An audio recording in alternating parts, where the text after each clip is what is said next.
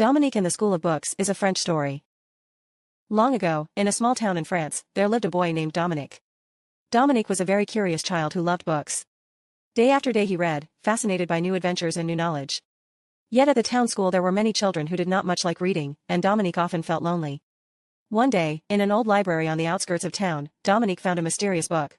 Unlike the others, its cover shone with golden letters, and though its contents were written on thin pages, it seemed to hold some secret. I absolutely have to read this. Dominique picked up the book and turned the pages. Suddenly, everything before him filled with light, and when he came to himself, he was standing in an unfamiliar place.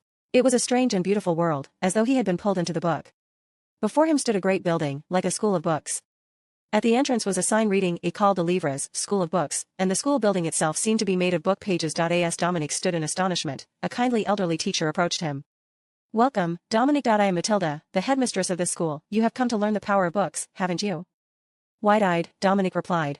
Yes, but, a school of books? How can such a place exist? Headmistress Matilda smiled gently and explained. This is a place where we learn the knowledge and power hidden inside books. In our school, we can draw out the hidden power in any book. You too will be able to learn many things here. Though amazed, Dominique found himself drawn into this wondrous world. Guided by Matilda, he began to walk through the school of books. Inside, countless bookshelves stood in rows, and every shelf was packed with books of many kinds. Each book seemed to possess a different magical power, and whenever a page was turned, colorful light would appear, along with wind, sound, and sometimes even animals. In his first lesson, using a book of adventure, Dominique learned how to go on adventures. He opened a book and experienced an imaginary adventure inside it. Exploring desolate islands and meeting magical creatures, he grew more and more within the world of books.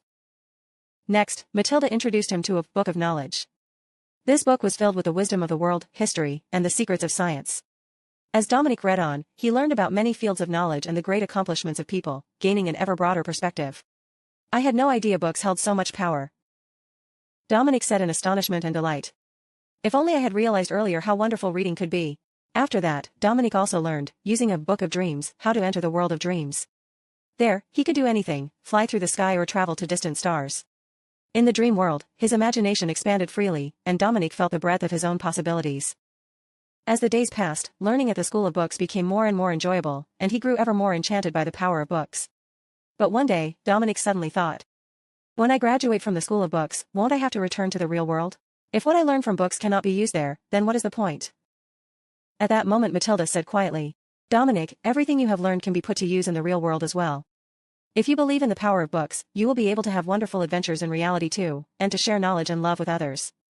Dominique carved those words into his heart and vowed that in the real world too he would use the power of books and make use of all he had learned.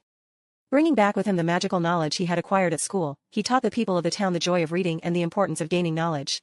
And through books, Dominique was able to give hope and wisdom to many people. The end.